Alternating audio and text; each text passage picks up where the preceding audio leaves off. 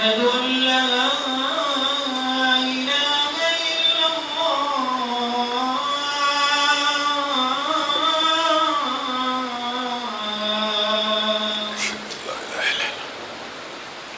أشهد أن لا إله إلا الله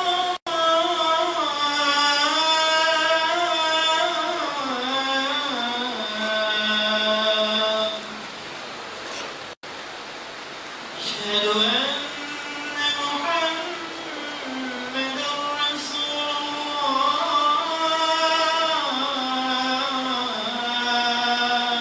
أشهد أن محمد رسول الله أشهد أن محمدا رسول الله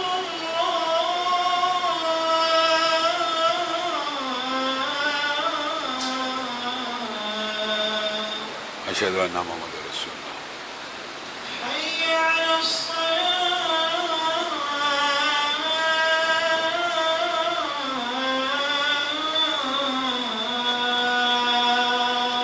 لا حول ولا قوة إلا بالله حي على الصلاة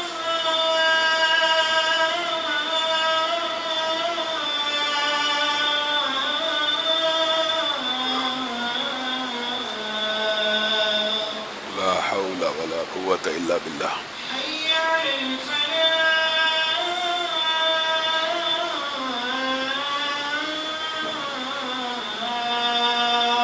لا حول ولا قوة إلا بالله حي على الفلاح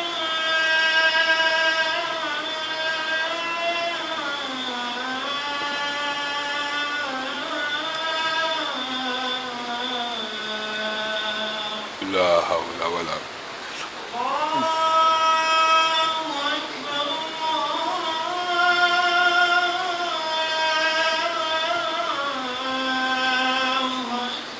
الله أكبر الله أكبر الله أكبر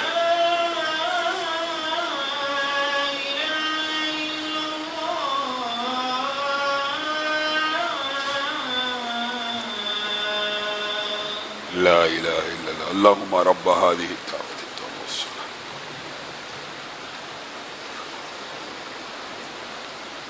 اللهم صل على محمد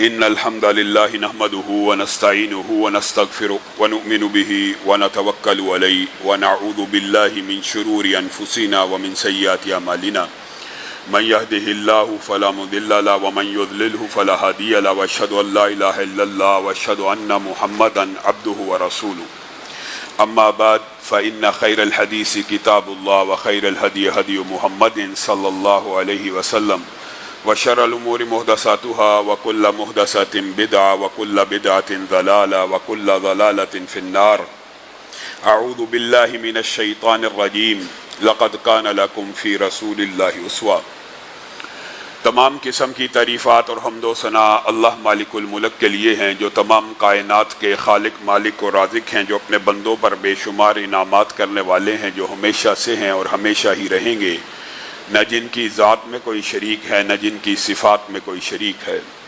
حمد و ثنا کے بعد لاکھوں کروڑوں درود و سلام ہوں اس ہستی اقدس و مقدس پر کہ جن کا نام نامی اور اسم گرامی حضرت محمد الرسول اللہ صلی اللہ علیہ وآلہ وسلم ہے جنہیں تمام کائنات کا ہادی رہنما مقتدا پیشوا رہبر امام بنا کر بھیجا گیا اور جن کے قلب اطہر پر اللہ رب العزت نے اپنی آخری کتاب حمید کو نازل فرمایا حمد و ثنا اور درود و سلام کے بعد لاکھوں رحمتیں ہوں آپ کے صحابہ پر امت کے ادیبوں پر شہیدوں پر واعظین پر مبلغین پر مصنفین پر محدثین پر مبلغین پر کہ جن کی وجہ سے اسلام ٹھیک اور مکمل حالت میں ہم تک پہنچا معزز سامعین گرامی قدر نبی کریم صلی اللہ علیہ وسلم کی سیرت کا باب آپ کے سامنے رکھ رہے ہیں اگرچہ غالباً سیرت کو بیان کرتے ہوئے 1 سال کا عرصہ بیت چکا ہے لیکن حقیقت بات یہ ہے کہ سیرت میں سے بھی صرف چند جزوی پہلو آپ کے سامنے رکھے جا رہے ہیں اور یہ جو نبی کریم صلی اللہ علیہ وسلم کی مکمل سیرت ہے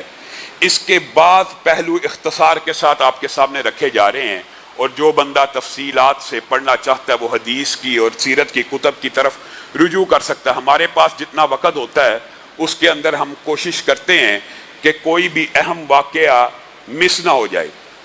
گزشتہ خطبے میں نبی کریم صلی اللہ علیہ وسلم کی سیرت کے اس حصے میں ہم پہنچے تھے کہ نبی کریم صلی اللہ علیہ وسلم نے ہجرت مدینہ کا جو آغاز کیا، اس کا دیباچہ کیا تھا، وہ کون سے واقعات تھے۔ آپ کے سامنے اس بات کو رکھا تھا کہ کافروں نے رات رات میں پلاننگ کی۔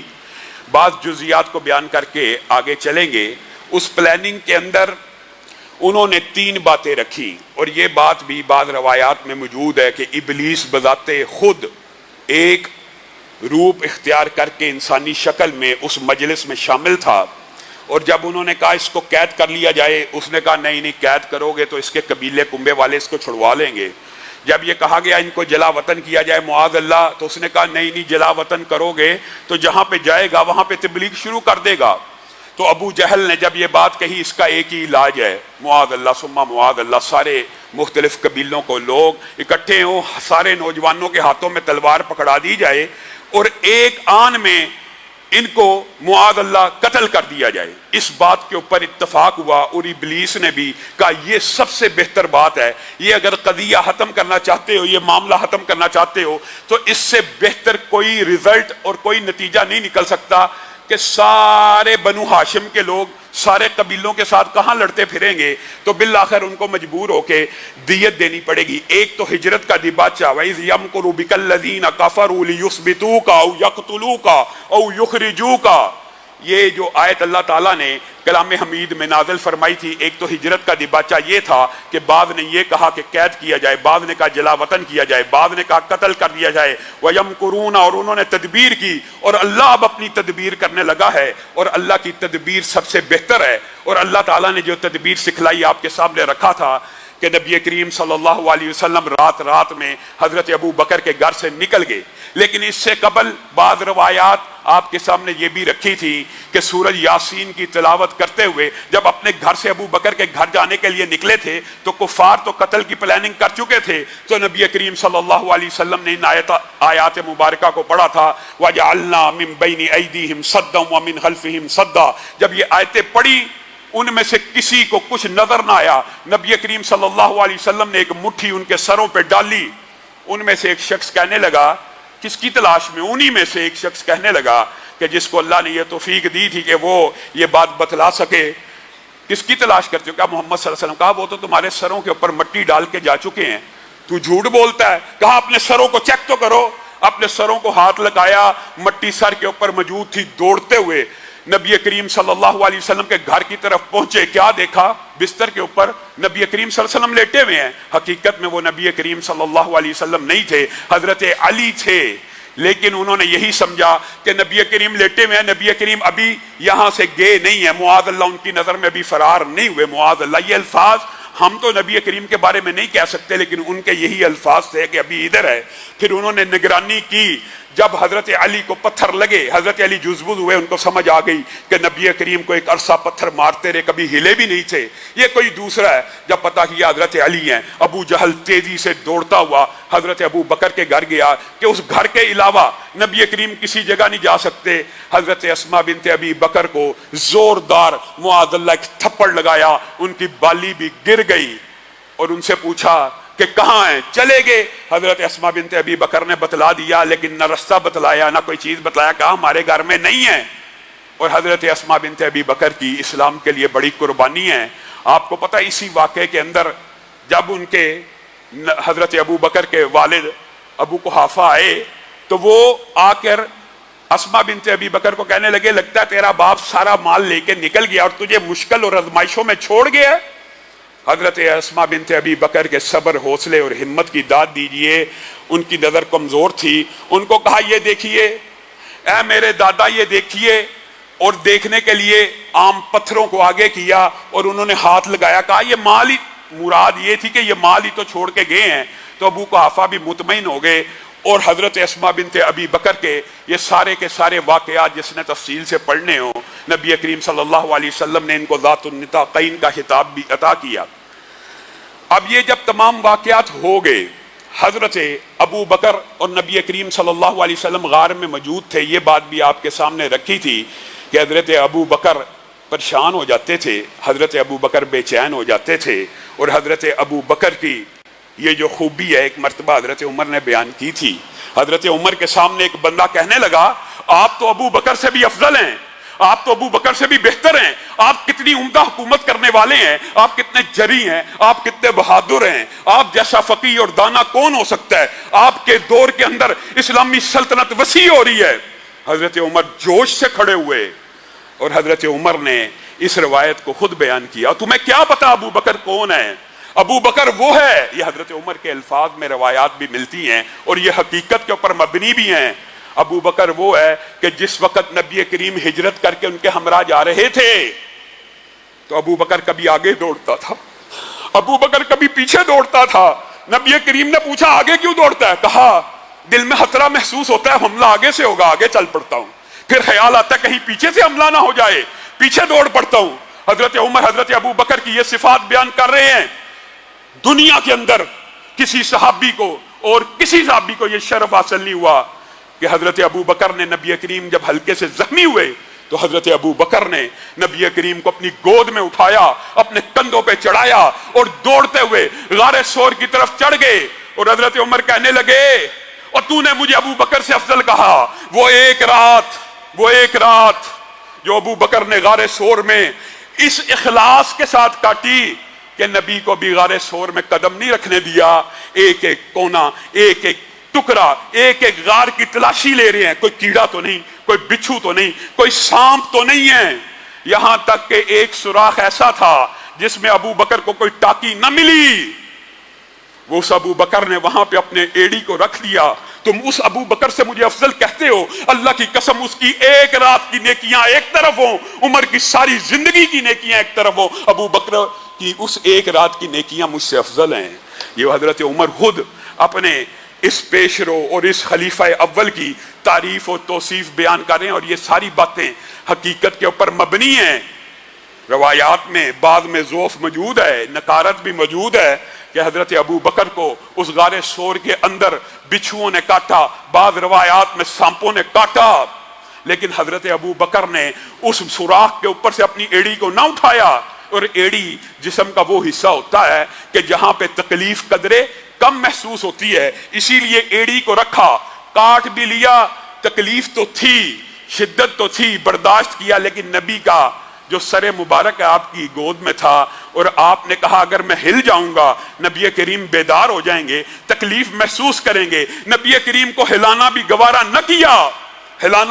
نہ کیا, حتیٰ کہ تکلیف سے آنسو ٹپکا, نبی کے چہرے پہ گرا, نبی کریم اٹھ گئے, لعاب کو آپ کے پاؤں پہ لگایا, ساری تکلیف رفع ہو گئی. پھر حضرت ابو بکر بے چین ہو کے کہنے لگے اے اللہ کے رسول یہ صرف اگر نیچے دیکھ لیں, صرف نیچے دیکھ لیں. حیران کن بات ہے میرے بھائیو, یہ معجزات کا بھی عظیم الشان باب ہے, لیکن یہ توکل کا بھی اور اسباب کا بھی عظیم الشان باب ہے. ڈھونڈنے آئے ہوئے ہیں, تلاش کرنے آئے ہوئے ہیں, جب اس مقام اور ٹارگٹ پہ پہنچ گئے ہیں, مکڑی کا جالا دیکھ کے کہہ رہے ہیں کہ اگر یہاں پہ کوئی گیا ہوتا تو یہ جالا تو نہ بنتا. کیسے اللہ تعالیٰ نے حفاظت کی کہ صرف ایک نظر نیچے ڈال لیتے تو دونوں کو دیکھ لیتے. تو نبی کریم صلی اللہ علیہ وسلم نے ابو بکر کو کہا تھا ما ظنک یا ابا بکر باثنین اللہ ثالثہما. ابو بکر تیرا ان دو کے بارے میں کیا خیال ہے جن کا تیسرا اللہ ہے؟ کیا اللہ ان کو ضائع کر دے گا؟ ہاں, تدبیر پوری کر لینے کے بعد, اختیار تمام مادی وسائل کو اختیار کر لینے کے بعد پھر توکل کس کے اوپر ہوتا ہے؟ اللہ کے اوپر. پھر مدد کہاں سے آتی ہے؟ اللہ کی طرف سے آتی ہے. ابو بکر تیرا کیا خیال ہے؟ اور اللہ تعالیٰ نے بھی اس بات کو کلام حمید میں یوں بیان کر دیا الا تنصروہ, اگر تم مدد نہیں کرو گے فقد نصرہ اللہ اذ اخرجہ الذین کفروا ثانی اثنین اذ ہما فی الغار اذ یقول لصاحبہ لا تحزن ان اللہ معنا. اگر تم اس نبی کی مدد نہیں کرو گے, یہ رہتی امت کے لیے, تمہارے اور میرے لیے, وہ ابو بکر جو نبی کریم کی حفاظت اس طرح کر رہے ہیں کہ کبھی آگے دوڑے ہیں کبھی پیچھے دوڑے ہیں, کہ تیر آگے سے آئے مجھے لگے, تیر پیچھے سے آئے مجھے لگے. آج امت مرحوم ہو چکی ہے. آج حقیقت بات یہ ہے, امت مرحوم ہو چکی ہے. اس نبی کی حفاظت ایسے کی جاتی تھی جس نبی کے اوپر آج تان و تشنی کی بارشیں ہیں اور ہم گھروں میں سوتے بھی ہیں، کھاتے پیتے بھی ہیں، اس نبی کا کلمہ بھی پڑھا ہے، ہماری غیرت کے اوپر کوئی ضرب نہیں لگتی، یا ہماری غیرت یہ نہیں جاگتی کہ نبی کریم کا دفاع کرنا بھی شریعت کا، اسلام کا تقاضا ہے۔ نبی کریم صلی اللہ علیہ وسلم کی حرمت کا دفاع کرنا، جس طرح ان کی زندگی میں ان کی جان کا دفاع صحابہ نے کیا، ان کے جانے کے بعد امت کی یہ ذمہ داری ہے کہ ان کی عزت کا، ان کی حرمت کا دفاع کرتے رہیں۔ لیکن ہم نے کیا کیا؟ آج جو مرضی جو کہے، ہمیں لبرل اور سیکولر لوگ بس تانے دیتے ہیں، اور یار نرمی ہے دین میں، اور دین میں ایسا ہے، نبی کریم نے تو اس کو بھی معاف کر دیا، اس کو بھی معاف کر دیا، اس کو بھی معاف کر دیا۔ یہ کہانیاں سنا کر نبی کریم چاہے جس کو مرضی معاف کریں، لیکن تو اور میں اس وقت تک مومن نہیں ہو سکتے جب تک نبی کریم صلی اللہ علیہ وسلم مجھے اور تجھے اپنے والدین سے، اپنی اولاد سے، اپنے مال سے زیادہ عزیز نہ ہو جائیں۔ اور ابو بکر نے اس سنت کو، اس حدیث کو اس طرح زندہ کیا کہ نبی کریم صلی اللہ علیہ وسلم کی پہرے داری کا بھی حق ادا کر دیا۔ اب نبی کریم صلی اللہ علیہ وسلم، آپ کو بتایا تھا کہ نبی کریم صلی اللہ علیہ وسلم نے اس سفر کے اندر عبداللہ بن اریقط کی بھی خدمات کو حاصل کیا، جو اس وقت مشرک تھے۔ اور یہاں سے یہ بات بھی پتہ چلتی ہے کہ مشرک ہو، بے دین ہو، لیکن اگر آپ کے ساتھ اس کا تعلق ہو، اخلاص ہو، آپ دین کی دعوت کے لیے اس کو استعمال کر سکتے ہیں۔ بعض لوگ یہ سمجھتے ہیں یار وہ اتنا بے ایمان ہے، وہ اس طرح کا، اس کو دین کی دعوت کے لیے استعمال کیا جا رہا ہے۔ ہاں، کیا جا سکتا ہے۔ آپ کفار سے سافٹ ویئر اپنے اسلامی ویب سائٹ کا لانچ کروائیں، کوئی اسلامک ویب سائٹ بنائیں، کوئی آپ کو کوئی وہ فائدہ دے سکتا تو دے۔ یہ تو نبی کی سنت سے ثابت ہے کہ معلومات رستے ہی نبی کریم نے ایک مشرک سے حاصل کر لی تھی، اور یہ امت کے لیے سبق تھا کہ معلومات کا، اور کوئی اپنے فن کا ماہر ہو تو اس کے فائدہ اٹھانا دین کی دعوت کے لیے، اس میں کسی قسم کے اچنبے کی بات نہیں ہے۔ اب نبی کریم صلی اللہ علیہ وسلم نے یہ ذمہ داری لگائی تھی کہ تم نے 3 راتوں کے بعد اونٹ لے کے غار ثور کے اوپر آ جانا ہے۔ گزشتہ خطبے کے اندر آپ کے سامنے اس بات کو تفصیل سے رکھ دیا تھا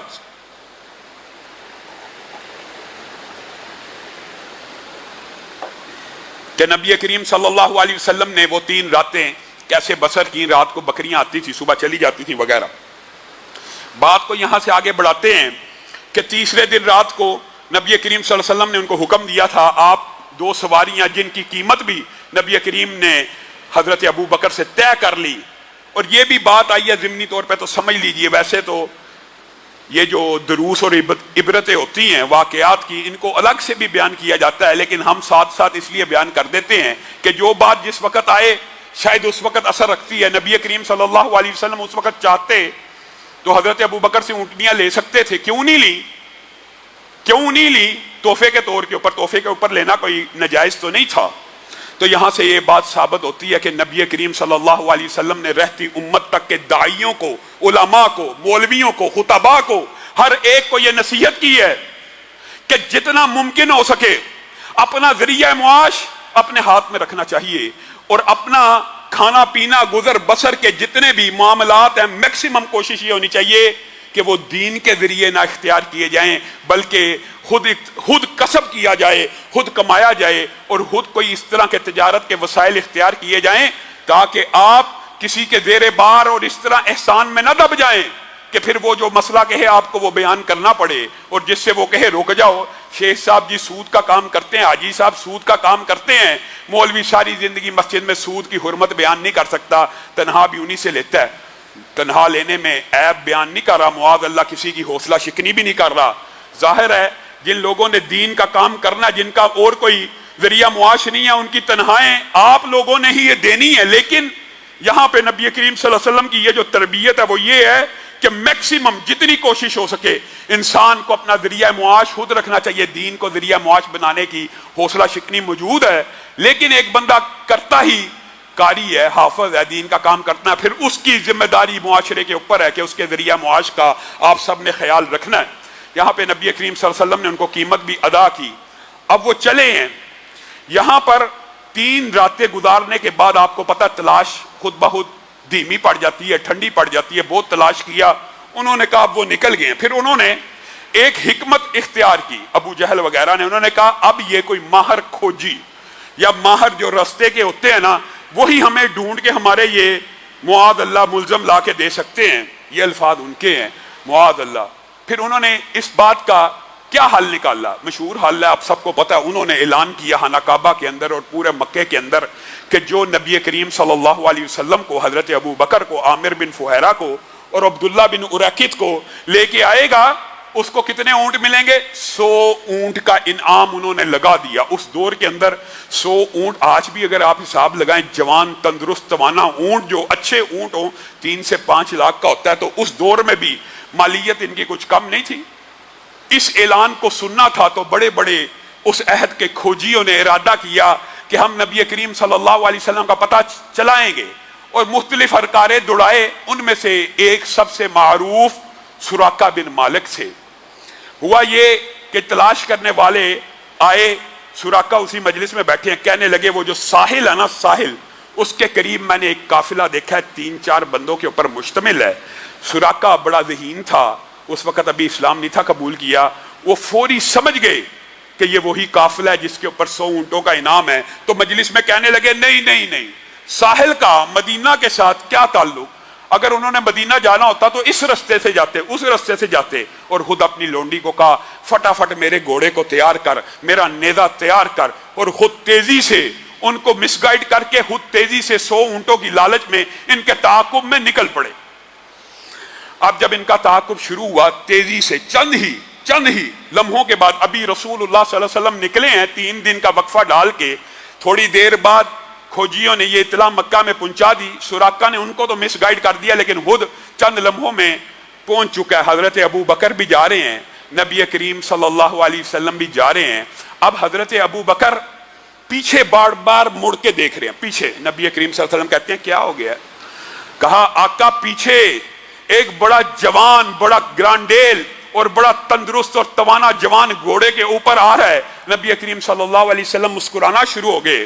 اور یہاں پہ ایک بات یاد رکھیے، دوسری آیت جس نے رسول اللہ صلی اللہ علیہ وسلم کو ہجرت کا حکم دیا، ایک آیت تو آپ کو گزشتہ خطبے میں بھی بتا دی، آج بھی بتا دی، وہ 3 پلاننگ والی، اور دوسری آیت کیا تھی؟ وَقُلْ رَبِّ أَدْخِلْنِي مُدْخَلَ صِدْقٍ وَأَخْرِجْنِي مُخْرَجَ صِدْقٍ وَاجْعَلْنِي مِن لَّدُنكَ سُلْطَانًا نَصِيرًا۔ اللہ کو رسول اللہ نے حکم دیا یہ آیت کی تلاوت کرنا شروع کر دیجئے، ربی ادخلنی مدخل صدق واخرجنی مخرج صدق۔ یہاں سے محدثین نے اور مفسرین نے استدلال لیا، اللہ تعالیٰ بھی، اللہ تعالیٰ کے اوپر بھی قربان جائیں، اللہ تعالیٰ نے مکہ سے ہجرت تو کروا دی، لیکن اس کو بھی صدق کا گہوارہ قرار دیا اور مدینہ کو بھی صدق کا گہوارہ قرار دیا۔ یہ نہیں کہ اگر مکہ سے ہجرت ہو گئی ہے تو اب مکہ کو مطعون کر دینا، اللہ کو تو پتا تھا یہ رہتی دنیا تک مسلمانوں کا قبلہ بننا ہے۔ تو ربی ادخلنی مدخل صدق مدینہ کے لیے، واخرجنی مخرج صدق مکہ کے لیے، اے اللہ صدق کے مدخل میں داخل فرما، اور جہاں سے میں نکل رہا ہوں وہ بھی صدق کا مخرج ہے، میرے لیے حفاظت کرنے کا ایک بہترین بندوبست فرما۔ یہ ظاہری اسباب پورے اختیار کر لینے کے بعد روحانی دعائیں ہوتی ہیں۔ اور اگر بات آئی ہے کچھ شکیل، کچھ لوگوں کے لیے ہو سکتا مشکل ہو، لیکن آپ یہ غور کریں کہ نبی کریم صلی اللہ علیہ وسلم وہی نبی ہیں نا کہ کچھ سال پہلے آسمان سے جبریل بھی آئے ہیں، براق بھی آئے ہیں، سواریاں بھی آئے ہیں، چند لمحوں میں مسجد اقصیٰ بھی گئے ہیں، چند لمحوں میں آسمانوں کی سیر بھی کر آئے ہیں۔ اب سوال یہ پیدا ہوتا ہے وہ براق اس ہجرت کے لیے کیوں نازل نہیں ہوا؟ وہ جبریل چند لمحوں میں ہجرت کر کے مدینہ کیوں نہیں لے کے گئے؟ اس کا جواب محدثین نے، مورخین نے بڑی تفصیل سے بیان کیا۔ اور میرے بھائیوں، یہی وہ اسباب کی دنیا ہے کہ اللہ تعالیٰ بھی اسباب کو اختیار کرنے کا حکم دیتے ہیں، پھر کہتے ہیں توکل کر، پھر توکل کرنے کے بعد پھر اللہ سے مدد مانگ تو اللہ کی مدد آئے گی۔ گھر بیٹھ کے، خالی بیٹھ کے تو روٹی مانگتا رہے، مانگتا رہے، مانگتا رہے، مانگتا رہے، اور کہ میں نے کمانے کے لیے نکلنا نہیں، کام کوئی نہیں کرنا، تو پھر یہ توکل کے منافی ہے۔ اسی بات کو اگر آپ حضرت مریم کے واقعے سے بھی سمجھیں تو بات سمجھ آ جائے گی بڑی آسانی سے۔ وہ مریم جو حاملہ ہیں تو بن موسم کے پھل آ رہے ہیں، حاملہ ہیں بھی تو بن موسم کے پھل آ رہے ہیں۔ زکریا بھی پریشان ہیں، یہ کہاں سے آ رہے ہیں؟ وہ کہہ رہی ہیں اللہ کی طرف سے میری میزبانی ہو رہی ہے۔ وہی مریم جب درد ذا کا شکار ہیں، بچہ جن رہی ہیں، حضرت عیسیٰ پیدا ہو چکے ہیں، وہی عیسیٰ پیٹ میں تھے تو بن موسم کے پھل آتے رہے، اور وہی عیسیٰ پیدا ہو گئے۔ وَخُذِّي إِلَيْكِ بِجِذْعِ النَّخْلَةِ تُسَاقِطْ عَلَيْكِ رُطَبًا جَنِيًّا، مریم اٹھ، پھل تو آتے تھے لیکن یہ نہ سمجھ لی کہ اب مادی اسباب کی دنیا ختم ہو چکی ہے، اٹھ۔ اس حالت میں اللہ کہہ رہا ہے وہ سامنے کھجور کے درخت کو کھلا۔ آپ ایمانداری سے بتائیے کھجور کا درخت کوئی عورت ہلا سکتی ہے؟ مرد بھی نہیں ہلا سکتا، مرد بھی نہیں ہلا سکتا۔ لیکن اللہ تعالیٰ نے مادی دنیا کے اندر مادی اسباب کو اختیار کرنے کا ایسی نصیحت اور تربیت امت کو کی ہے۔ یہ اسلام میں کوئی صوفیت نہیں ہے، کوئی رہبانیت نہیں ہے، کوئی چلے نہیں ہے، کوئی ایک ٹانگ کے اوپر کھڑے ہو کے اللہ سے اللہ ہو کر کے رزق مانگنے، یہ کوئی سلسلے نہیں ہے۔ مریم کو اللہ تعالیٰ کہہ رہے ہیں اٹھ درخت کو ہلا سکتی ہیں؟ نہیں ہلا سکتی، لیکن اللہ کہتا ہے تو ہلانا تیرا کام ہے، کھجوریں گرانا میرا کام ہے۔ وَحُزِّي إِلَيْكِ بِجِذْعِ النَّخْلَةِ تُسَاقِطْ عَلَيْكِ رُطَبًا جَنِيًّا، میں رب تیرے اوپر تر و تازہ کھجوروں کی بارش کر دوں گا، ہلا کے دیکھ تو صحیح۔ یہی بات ہے نبی کریم صلی اللہ علیہ وسلم کی ہجرت کے باب کے اندر بھی، کہ اللہ تعالیٰ نے صرف صحابہ کو ہجرت کا شرف نہیں تھا بخشنا، نبی کریم کو بھی وہ تمام تکلیفیں اور آزمائشیں اور تمام صعوبتیں دینی تھی جس سے بندہ مہاجر بنتا ہے۔ اور جو مہاجر کی فضیلت ہے، اگرچہ صحابہ کو بھی یہ فضیلت نبی کریم کی وجہ سے ملی، لیکن خود نبی کریم صلی اللہ علیہ وسلم کو بھی، رسول اللہ صلی اللہ علیہ وسلم کو بھی اس دنیا کے اندر رہتے ہوئے دنیاوی اسباب کو اختیار کرنا ہے۔ کس نے آپ کو یہ مغالطہ ڈال دیا؟ آج ہم عجیب ہیں کہ وہ جو نہاتا نہیں ہے، وہ جو 40 دن غسل نہیں کرتا، وہ تو بڑا پہنچا ہوا بزرگ ہے، اس کے پاس ہر چیز آتی ہے، اس کے پاس قدرت کاملہ ہے۔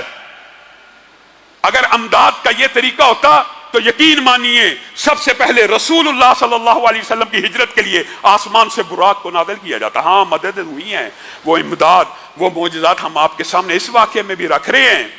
سراقہ بالکل قریب پہنچ گیا ہے، نبی کریم یہ آیتیں پڑھ رہے ہیں، جو آیت آپ کے سامنے رکھی۔ حضرت ابو بکر بار بار مڑ کے دیکھ رہے ہیں، حضرت ابو بکر کو کہہ رہے ہیں غم نہ کر، یہ ہم تک نہیں پہنچ سکے گا۔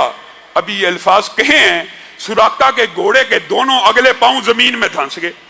سراقہ نے فال نکالی کہ ان لوگوں کا تعاقب کرنا میرے لیے مفید ہے یا غیر مفید ہے۔ اس کی فال کے اندر بھی یہ نکلا کہ غیر مفید ہے، لیکن 100 اونٹ کی لالچ تھی، اس نے گھوڑا پھر پیچھے لگا لیا، پھر گھوڑا دنس گیا، پھر فال نکالی اور کہنے لگا کہ یہ کوئی جادوگر معلوم ہوتا ہے کہ اس کا تعاقب کرتا ہوں تو گھوڑے کے دونوں پاؤں زمین میں دھنس جاتے ہیں۔ پھر فال نکالی، پھر اس کے خلاف نکلی، گھوڑا نکل گیا۔ اب تیسری مرتبہ جب ایسے کیا، اب اس کو پتہ لگ گیا یہ معاملہ نہ جادو کا ہے، یہ اللہ کی اسپیشل مدد ہے، یہ کوئی خاص لوگ ہیں۔ روک کے آواز دی، اور عجیب بات یہ ہے، عجیب بات ہے کہ سراقہ جو اس وقت گھوڑے کے پاؤں دنسے ہوئے ہیں، منہ سے الفاظ یہ نکال رہا ہے، اے اللہ کے رسول، اے ابو بکر رک جاؤ، میں تمہیں امان دیتا ہوں۔ سراقہ کہتا ہے میں تمہیں امان دیتا ہوں۔ نبی کریم صلی اللہ علیہ وسلم مسکرانا شروع ہو گئے اس کا جملہ سن کے، پھر کہنے لگا غلطی کا احساس ہوا، دعا کر دیجئے میرا یہ گھوڑا، اس کے پاؤں زمین سے نکل جائیں، آپ ایک مرتبہ یہ کہہ دیجئے آپ کا تعاقب نہیں کروں گا۔ نبی کریم صلی اللہ علیہ وسلم نے دعا کی اس کے گھوڑے کے دونوں پاؤں نکل جائیں، دونوں پاؤں نکل گئے۔ سراقہ کو سمجھ آ گئی اوہو غلطی پہ تھا، ہاں غلطی تو میری تھی، خطا پہ تھا۔ رسول اللہ کی بارگاہ میں آیا، حضرت ابو بکر کی بارگاہ میں آیا، کہنے لگا مجھ سے مال لیجئے، مجھ سے گھوڑا لیجئے، جو آپ چاہتے ہیں میں آپ کو عنایت کرتا ہوں آپ کے سفر کے لیے۔ وہ سراقہ جو چند لمحے پہلے آپ کو معاذ اللہ گرفتار کرنے کی نیت سے نکلا ہے، رسول اللہ نے کہا صرف ایک کام کرنا، تجھ سے کچھ نہیں چاہیے، تو نے مکہ والوں کو یہ مس گائیڈ کرنا ہے کہ ہمارا راستہ کون سا ہے۔ وہ سراقہ جو کچھ دیر پہلے آپ کی گرفتاری کے لیے نکلا ہے، آپ کا محافظ بن کے واپس آ رہا ہے، اور جب واپس آنے لگا ہے تو رسول اللہ کی طرف مڑ کے کہتا ہے مجھے پتہ چل گیا ہے اللہ کے رسول آپ کا دین ایک دن غالب آنے والا ہے، مجھے ایک امان نامہ لکھا دیجئے۔ پہلے تو اس کے منہ سے اپنا جملہ نکلا کہ میں امان دیتا ہوں، جب غلطی کا احساس ہوا تو اللہ کے رسول کو کہنے لگا اے اللہ کے رسول مجھے ایک امان نامہ لکھ دیجئے کہ جب آپ غالب آئیں گے، ہو سکتا آپ مجھے نہ پہچانے، ہو سکتا آپ مجھے نہ پہچانے تو میں وہ امان نامہ آپ کو دکھا دوں گا۔ عامر بن فہیرہ کو نبی کریم صلی اللہ علیہ وسلم نے کہا کہ ورق کے اوپر سراقہ کے نام امان نامہ لکھ دو، اور سراقہ کا مشہور واقعہ آپ کو پتا، اس نے جب وہ امان نامہ پیش کیا، انشاءاللہ جب وہ واقعہ آئے گا آپ کے سامنے رکھیں گے۔ جب سراقہ یہاں سے مڑنے لگا تو نبی کریم صلی اللہ علیہ وسلم نے ایک تریحی جملہ کہا، ایک حدیث کے الفاظ کہا فَكَيْفَ بِكَ إِذَا لَبِسْتَ سَوَارَيْ كِسْرَى، سراقہ وہ کیا دن ہوگا، سراقہ وہ کیا دن ہوگا تیرے ہاتھ میں کسرا کے کنگن ہوں گے. وہ سراقہ جو ابھی امان لے کے واپس پلٹ رہا ہے، رسول اللہ کے یہ الفاظ سنے، وہ کیا دن ہوگا جب تیرے ہاتھ میں کسرا کے کنگن ہوں گے. سراقہ اپنے وطن مکہ کی طرف واپس لوٹا اور لوگوں کو مس گائیڈ کرنے لگا. جب اس کو یہ یقین ہو گیا کہ 3 دن سے اوپر ہو گیا، رسول اللہ ان کی پہنچ سے دور جا چکے ہیں، پھر یہ واقعہ مجلس میں بیٹھ کے سنانے لگا کہ میں گھوڑا دوڑاتا تھا، وہ ایسی نورانی چہرے تھے، وہ ایسی نورانی مخلوقات تھی کہ میرا گھوڑا زمین میں دھنس جاتا تھا. وہ دعا کرتے تھے، میرا گھوڑا نکلتا تھا پھر زمین میں دھنس جاتا تھا. یہ واقعات سن کے ابو جہل کا کلیجہ پتا پانی ہونا شروع ہو گیا. یہ تو ابھی ان کو پکڑنے کے لیے 100 اونٹوں کی لالچ میں ان کی گرفتاری کے لیے جاتا تھا. یہ جو کہانیاں آپ سنا رہا ہے، پورے کا پورا مکہ مسلمان ہو جائے گا. اس نے بنو مدلج کو خط لکھا کہ یہ تمہارا جو سردار سراقہ ہے، اس کو سمجھاؤ، خدا کا خوف کرو، یہ کہیں تمہارے اوپر کوئی آفت نہ آ جائے. ہم مکہ کے سردار اور قریشی ہیں، ہم تمہیں چھوڑیں گے نہیں. یہ کیا کر رہا ہے؟ سراقہ نے ابو جہل کو کہا ادھر آ میری بات سن. تو ادھر ادھر جو خط لکھتا ہے میرے قبیلے والوں کو، میں ان کا سردار ہوں، میرے سے بات کر. ابو جہل اللہ کی قسم اگر وہ تو منظر اپنی آنکھوں سے دیکھ لیتا، وہی کہانی جس سے ابو جہل روک رہا ہے. ابو جہل کو بلایا، ابو جہل کو کہا میری بات سن، میرے سے براہ راست بات کر. مجمع اکٹھا ہو گیا، پھر وہی کہانی سنانا شروع کر دی. ابو جہل اگر تو وہ واقعہ دیکھ لیتا جس وقت میرے گھوڑے کے پاؤں دھنس رہے تھے تو ان کے اوپر ایمان لے آتا. ابو جہل اب اس نے کہا یار اس کو روکنا بڑا مشکل ہے، اپنے قبیلے کا سردار ہے.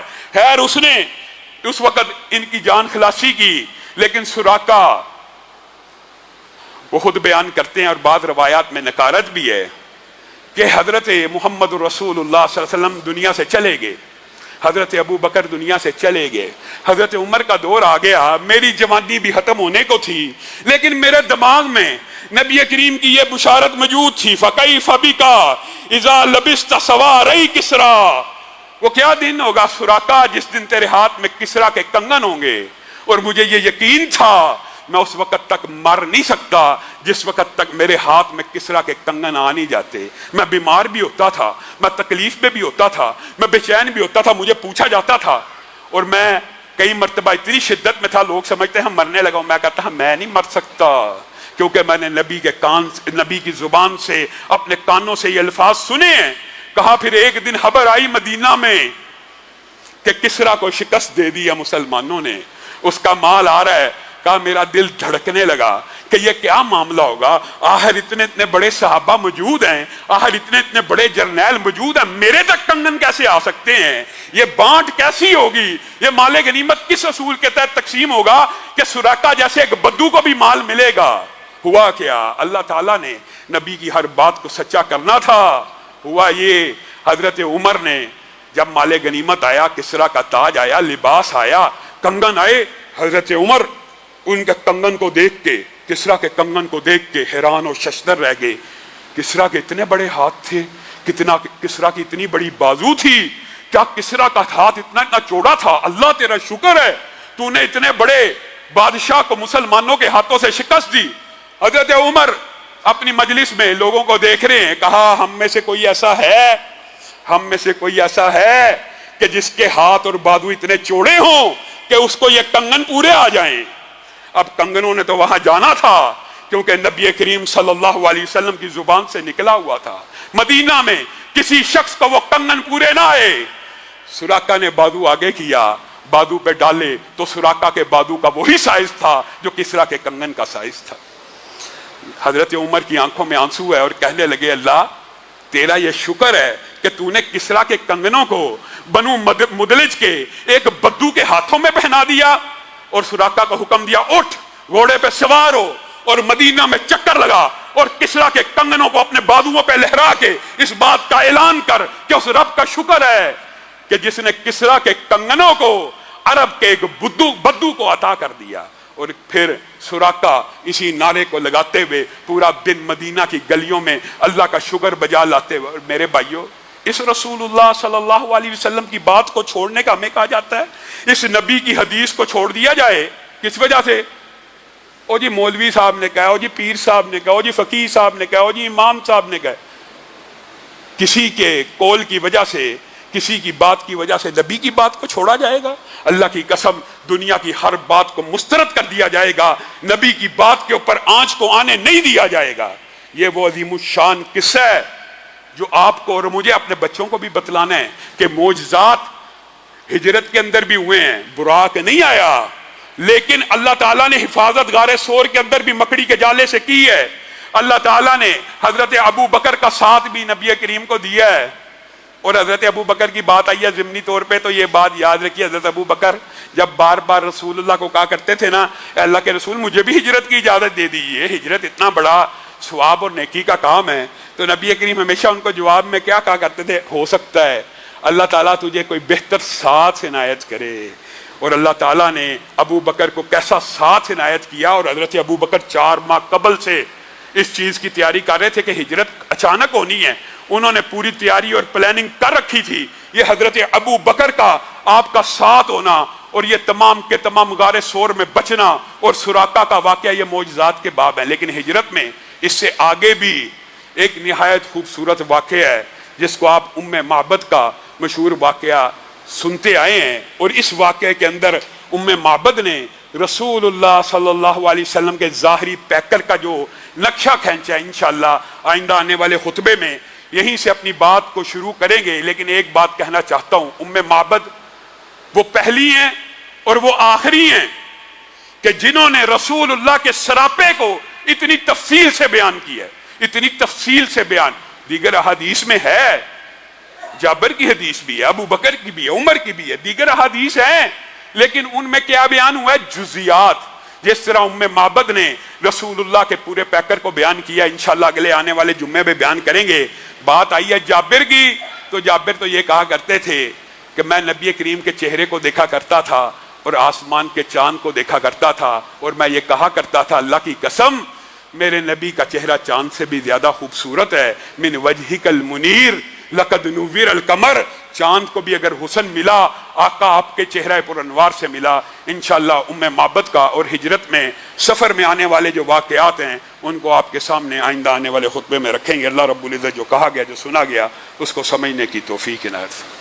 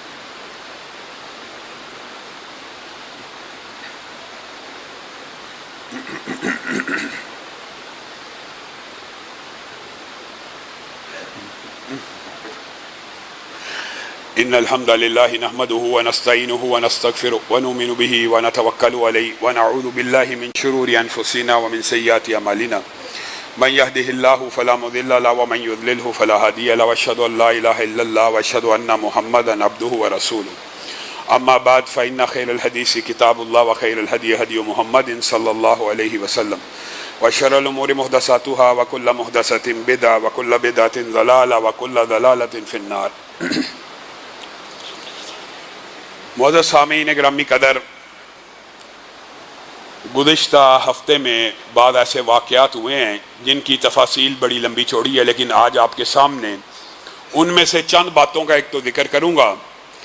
ایک تو 26 مئی کا دن گزرا جو مسلمانوں کے لیے ایک خوشی اور مسرت کا دن ہے، کہ جس دن اس خطے کے مسلمانوں کے لیے بہت بڑی خوشخبری کا دن تھا کہ اس خطے کے ایک بدبخت پنجابی قادیانی نامی ایک مرزا غلام احمد قادیان کے رہنے والے نے دعوی نبوت کیا، اور دعوی نبوت کر لینے کے بعد آپ کو پتہ ہے وہ ایک لمبی چوڑی ہسٹری ہے کہ کس کے کہنے پہ کیا، کیوں کیا، انگریز کا کاشت کیا ہوا یہ پودا کیسے تناور درخت بنا۔ بالآخر اللہ رب العزت نے اس کے منہ سے ایسے الفاظ ادا کروائے، مولانا ثناء اللہ امرتسری کو ایک خط از خود اپنی طرف سے لکھ بیٹھا اور اشتہار چھاپا کہ ثناء اللہ امرتسری میں تیرے سے بڑا تنگ ہوں، میں دین کا طالب علم ہوں، میں دین کا دائی ہوں، میں مسیح موعود ہوں، میں نبی ہوں، تو نے میرا بڑا تعاقب کیا، ہر جگہ مجھے ذلیل و رسوا کیا، خود ہی دعویٰ کیا، خود ہی یک طرفہ اشتہار چھاپا، خود ہی مباہلہ کیا کہ ہم میں سے دونوں میں سے اگر کوئی جھوٹا ہے تو جو جھوٹا بندہ ہوگا وہ سچے کی زندگی میں ہیضے، اسہال اور اس طرح کی پیچش کی بیماریوں میں مر جائے گا، عبرتناک موت کا شکار ہوگا۔ خود مباہلے کا چیلنج کیا، خود دعویٰ کیا، خود اشتہار چھپوایا، اور حیات ناصر میں اس کی زندگی کے باپ کو ذکر کرتے ہوئے ہن ان کی اولاد نے، ایک تو ہے نا مسلمان کے بالآخر سچ سچ ہوتا ہے، کہنے لگے ایک دن 25 مئی تک طبیعت ٹھیک تھی، اچانک 26 مئی کو طبیعت ایسی خراب ہوئی، دست لگے، پیچش لگے، اسہال کی شکایت آئی، باتھ روم میں گیا، گر کے وہیں پہ مر گیا۔ جب مر گیا ہمیں پتہ لگا، ہم نے اس کی میت کو باتھ روم میں سے وہاں سے اٹھایا۔ انہوں نے لکھا جو موت مانگی اپنی من پسند موت اللہ سے مانگی کہ جو جھوٹا ہو وہ حیضے پیچش اسہال سے مرے، اللہ تعالیٰ نے یہی نہیں کیا، اسی بہانے کے اندر، اسی الٹی کے اندر لت بت کر کے باتھ روم کے اندر اس کو موت دی۔ اور وہ مولانا ثناء اللہ امرتسری جن کو اس نے چیلنج دیا وہ ان کے بعد 20 سال زندہ رہے، 20 سال۔ یک طرف اللہ تعالیٰ نے مسلمانوں کو یہ خوشخبری 26 مئی کو سنائی، اب یہ ایسے جھوٹے ہیں، اس اشتہار کو بھی اپنی کتابوں سے نکالنا چاہتے ہیں، یہ نہیں جانتے مسلمانوں کے پاس تو آج بھی وہ چھپی ہوئی کتابیں، میرے والد صاحب کی لائبریری میں وہ اشتہار جس کتاب میں چھپا موجود ہے، اور وہ جو مباہلے کا چیلنج کیا وہ بھی موجود ہے، اور جو انہوں نے کتاب لکھی اپنے اس مربی کی موت کا عبرتناک واقعہ بیان کیا، وہ ساری کی ساری باتیں ان کی کتابوں سے۔ اب یہ کہتے ہیں یہ جی مسلمان جی جھوٹ بولتے ہیں، یہ جی انہوں نے کتابوں میں تحریف کی ہے، مرزا صاحب نے تو ایسا کوئی چیلنج نہیں تھا کیا، نہ ایسی وہ کوئی موت مرے، نہ یہ حیات جو ناصر نامی کتاب ہے یہ بھی انہوں نے مس پرنٹ کی ہے، اس کے اندر تحریف کی ہے۔ میرے بھائیوں جب بھی کوئی بندہ جھوٹا ہوتا ہے نا، ایک بات یاد رکھیے، وہ اگر ٹھیک ہے تم کہتے ہو ہم نے تحریف کی، ہم نے کتابیں بدل دی، حالانکہ اشتہارات بھی موجود ہیں، تو آج آ جاؤ۔ ایک بات یاد رکھنا، آج میں آپ کو ایک کلیہ بتا رہا ہوں، جو بندہ جھوٹا بے ایمان ہوگا نا اور اس کو شک ہوگا کہ میں جھوٹا اور بے ایمان ہوں، میرے عقیدے میں خرابی ہے، اللہ کی قسم قیامت تو قائم ہو سکتی ہے، وہ یا مباہلے کی موت مر جائے گا اور مباہلے میں اللہ کے غضب اور لعنت کا شکار ہو کے مرے گا، یا کبھی بھی مباہلے کا چیلنج قبول نہیں کرے گا۔ آج بھی رہتی دنیا تک قیامت تک مسلمان علماء کا، میں نے بھی ایک ادنا طالب علم دین کا اپنی کتاب کے اندر رہتی دنیا تک جب تک میں زندہ ہوں تب تک کا مباہلے کا چیلنج دیا ہوا ہے۔ کوئی قادیانی جو اس بغیرت کو سچا نبی مانتا ہے آئے مجھ سے مباہلہ کر لے، یہ جواب میں کیا کہیں گے؟ یہ مباہلہ صرف نبی کی شان ہوتا ہے۔ جتنے جھوٹے بے ایمان ہوں گے نا آپ ان کو کہیں گے نا اچھا یار مناظرہ نہیں تو مباہلہ ہی کر لو کہ جھوٹے کے اوپر اللہ کی لعنت ہو، جھوٹا جو ہے وہ سچے کی زندگی میں عبرتناک موت مر جائے، اس بات سے فرار ہو جائیں گے۔ اس کی کیا نشانی ہے، اس کی کیا دلیل ہے؟ آج آپ کسی بھی قادیانی کو لے آئیں کہ وہ ہم سے مباہلہ کرے، نہیں آئے گا، کہے گا یہ نبیوں کی شان ہے۔ یہ تو چلو قادیانی ہیں، جو نام نہاد رافضی، جو سنیوں کے لبادہ اوڑے ہوئے، یہ جو جہلم میں مرزا جہلمی بیٹھا ہے، آپ اس کو مباہلے کا چیلنج، یہ بڑے مناظرے کے لوگوں کو چیلنج دے رہا، خود ساختہ، من ساختہ، من پسند۔ میرا مناظرہ کس سے ہونا چاہیے؟ امام کعبہ سے۔ امام کعبہ نو پہلے پنجابی سکھائیے، پہلے اردو بھی سکھائیں اس کو، یہ امام کعبہ سے مناظرہ کرنا چاہتا ہے۔ یہ اپنی من پسند کے، کبھی کہے گا ساجد میر صاحب سے بات کروں گا، کبھی حافظ سعید صاحب سے بات کروں گا، دیوبندیوں میں سے طارق مسعود صاحب، اپنے من پسند جو لوگ ہیں جس کا پتہ کہ ان کے ساتھ اس کا بیٹھنا ممکن نہیں، اور تو مناظروں کو چھوڑ، آج بھی تجھے احسان الہی ظہیر کے بیٹے چیلنج کرتے ہیں مباہلے کا۔ اگر تو یہ سمجھتا ہے کوئی صحابی بے ایمان تھا یا کوئی صحابی جہنم میں جائے گا، مباہلے کا چیلنج ہے، جب تک زندہ سامنے آ کے کیا کہے گا آپ کو پتہ ہے؟ اور مباہلہ نبیوں کے لیے ہوتا ہے، اور تو جھوٹا ہے۔ اگر نبیوں کے لیے ہوتا تجھے کرنے میں کیا مسئلہ ہے؟ تو کر لے ہمارے ساتھ مباہلہ، جھوٹ کا جھوٹ اور دودھ کا دودھ اور پانی کا پانی سارا واضح ہو جائے تو مباہلہ کر لے. تجھے کیا مسئلہ ہے؟ مباہلے میں تو صرف یہی کہنا نا کہ جھوٹے کے اوپر اللہ کی لعنت ہو, جھوٹا سچے کی زندگی میں عبرت ناک موت مر جائے. تو اس بات سے کیوں فرار ہوتا ہے؟ ہر جھوٹا بندہ قیامت تک اس بات سے فرار رہے گا. اور یہی دین اسلام کی حقانیت کی سب سے بڑی دلیل ہے کہ نبی کریم صلی اللہ علیہ وسلم نے جب مناظرے کے بعد مباہلے کا چیلنج دے دیا تھا تو عیسائی بھی کانپ اٹھے تھے. کہا اگر قبول کر لیا تو پھر عیسائی امت شاید دنیا کے اندر نہ رہے. آج بھی امت کے اندر ایسے علماء موجود ہیں جو علی الاعلان کہتے ہیں, جو کسی صحابی کے بارے میں یہ شک کرتا ہے ابو بکر سے لے کے امیر معاویہ تک کہ وہ بھی ایمان ہو گئے تھے یا معاذ اللہ جہنم میں جائیں گے, آئے ہمارے سے مباہلہ کر لے. کیا مسئلہ ہے؟ کس اور ایک اور بات پچھلے دنوں آپ نے پڑھی ہوگی گلگت کے اندر, ماشاءاللہ یہ جب جنہوں نے مباہلہ نہیں نہ کرنا ہوتا وہ اس طرح کی ٹامک ٹوئیاں مارتے ہیں. مباہلے کا کسی اہل سنت نے چیلنج کیا, جواب میں کہتا کہ ٹھیک ہے آگ میں کود جائیں گے, پہلے آپ کودیے پھر میں کود جاؤں گا. مباہلہ اس چیز کا نام ہے؟